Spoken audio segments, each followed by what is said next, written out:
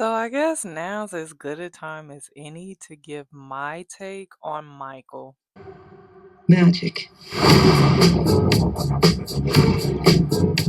Hi, I'm Sadia, and I'm going to give my honest opinion on the film Michael.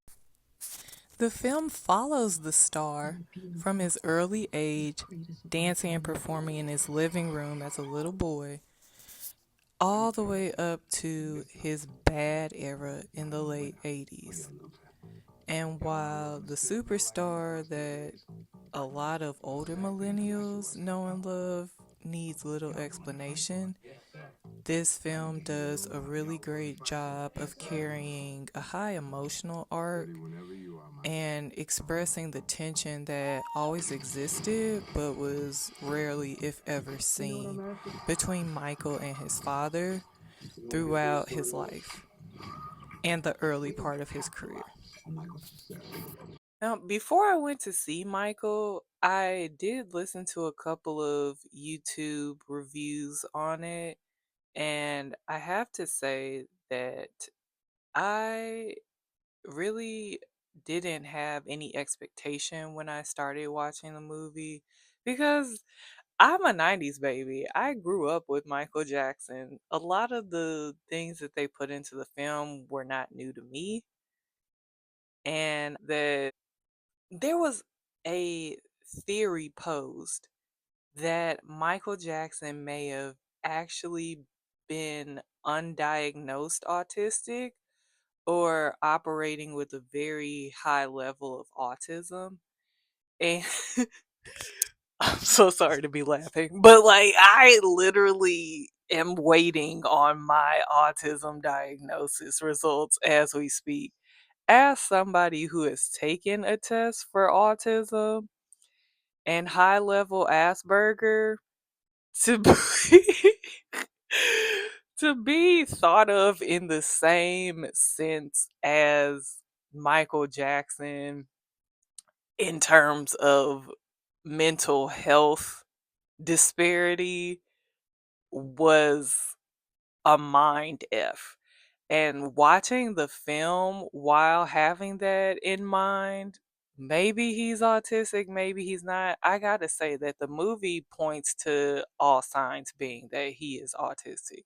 Some of the things that stood out the most to me were his very strong emotional tie to his mother and the emotional brick wall essentially he grew up with his father.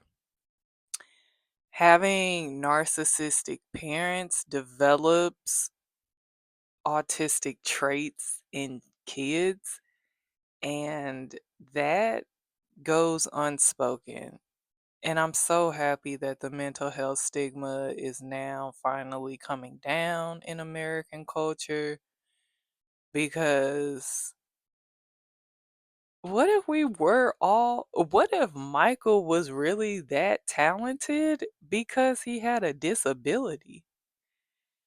And that's not to say that disabled individuals are not supposed to be talented. It's just his disability wasn't outwardly spoken of. It wasn't visible. It wasn't something that he even presented to the world if it had been something that he was dealing with. So I want to talk more about the autism perspective of Michael. Was Michael high functioning autistic? While autism is increasingly recognized, a massive diagnosis gap remains among adults over 40. Current estimates suggest nearly 75% of autistic adults remain unidentified. Modern medical terminology has moved away from high functioning labels to a level 1 through 3 support framework. This shifts the focus from intellectual ability to the actual daily support the individual needs to thrive in their environment. With Michael having the I guess, first 20 years of his career being a member of a family owned business, a family music band, that could have easily been hidden. Plus, we're talking about his career really peaking in a time where there's no social media, there's no widespread global internet. It's just the radio and the TV, and however that legacy media spins you, that's what your image was. So he had to keep up this polished, pristine image in this black family who also had to maintain an image of their own. And all that pressure could have caused an undiagnosed mental condition.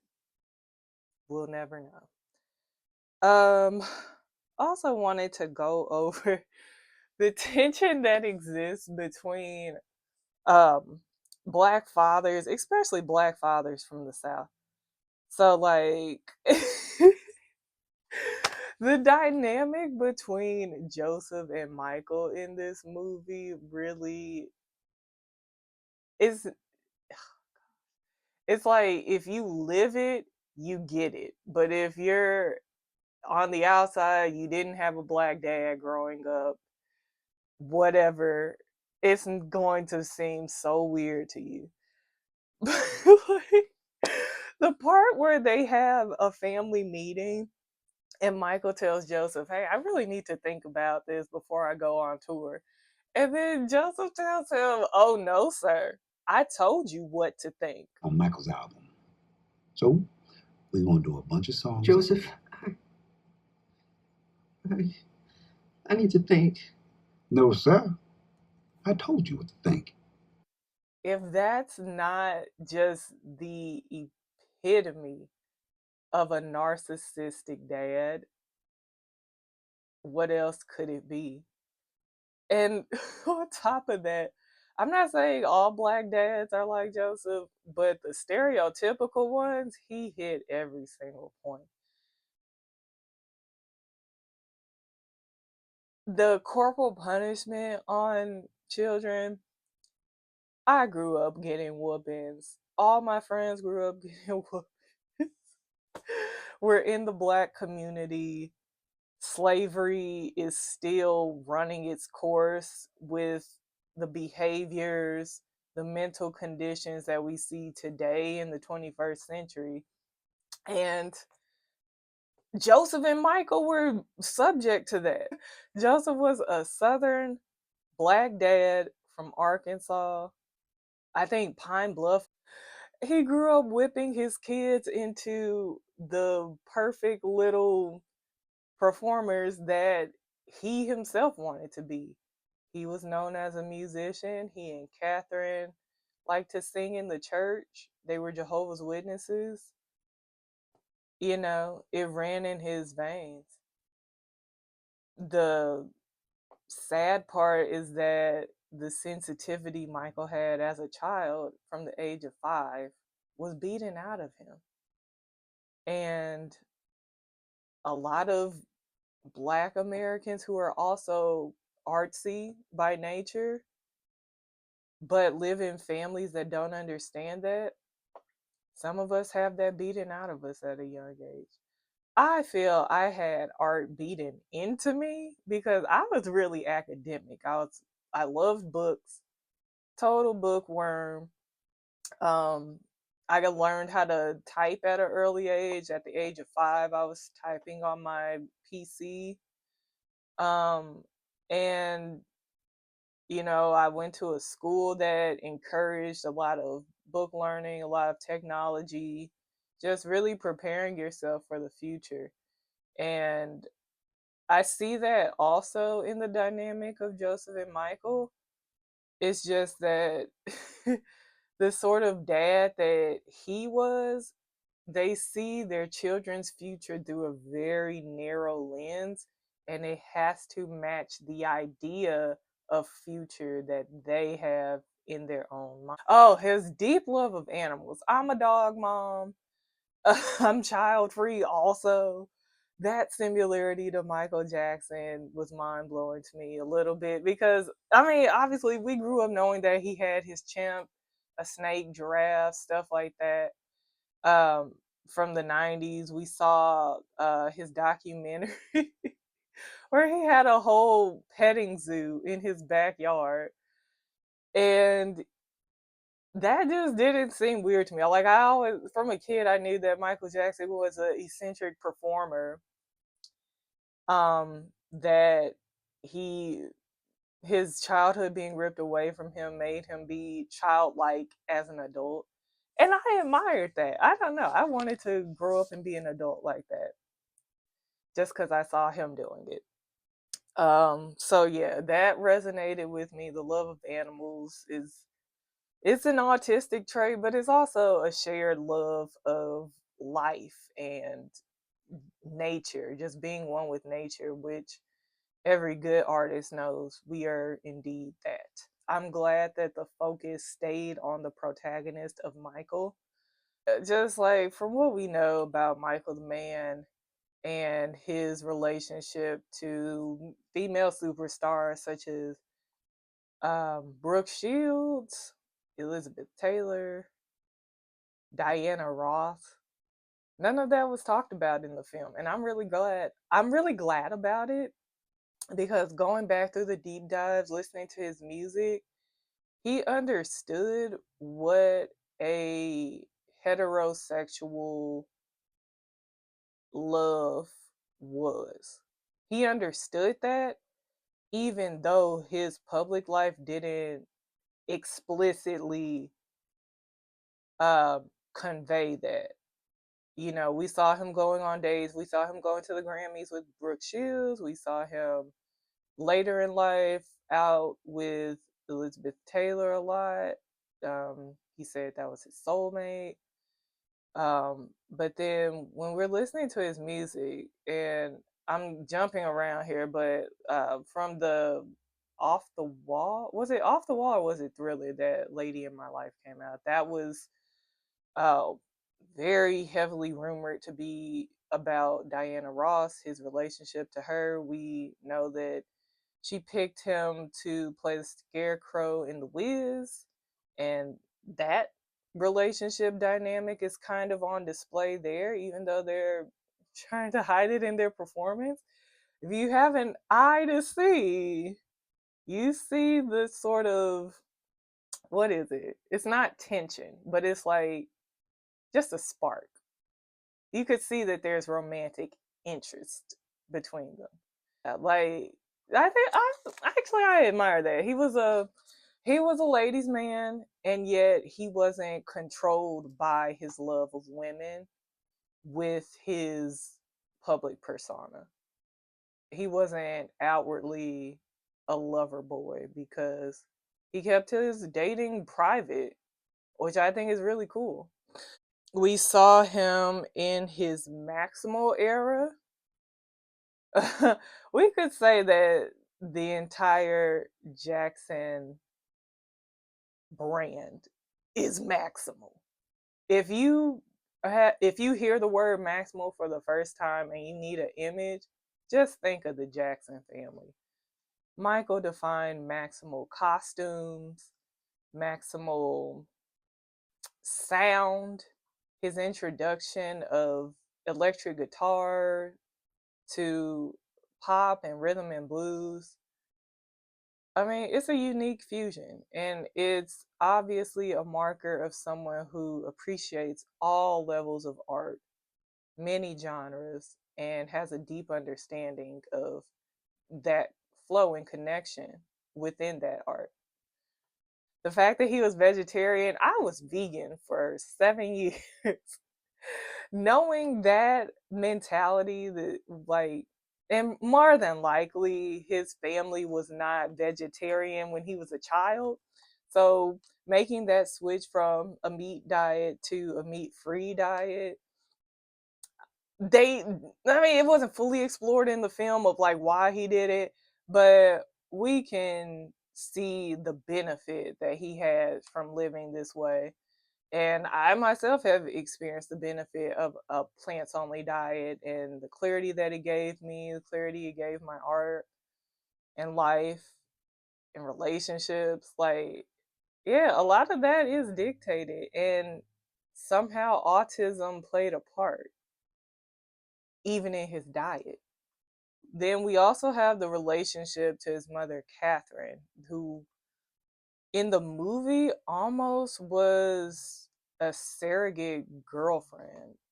Definitely his best friend, his most intimate moments, chilling, watching TV. That was all done with his mom right next to him. That level of comfortability with your mother, your birth giver, that doesn't immediately ring as autistic, but just the fact that it was always him and her until well into his 30s is maybe a little bit of like a miniature red flag. Maybe he was too insulated and did not know how to entice women to chill and hang out with him. Like Netflix and chill to him was just a date with mom. But I loved it. I loved Catherine's portrayal. She is dutiful, family woman. Um, but she made her beliefs known. She imparted the belief of God into her whole family. And I think it really stands to speak for itself that none of them were involved in, like, major crimes, murder, drugs, stolen vehicles. Like, yeah, stuff that we hear a lot from famous people in Hollywood. They, as a family, were able to avoid that. And I think that's a testament to the mothering that Catherine Jackson provided her children. As a digital marketer, visually consuming the brand that is the film Michael and how it attaches to the larger umbrella of the Michael Jackson estate and even the Jackson family estate. It's something to talk about, to reflect on, and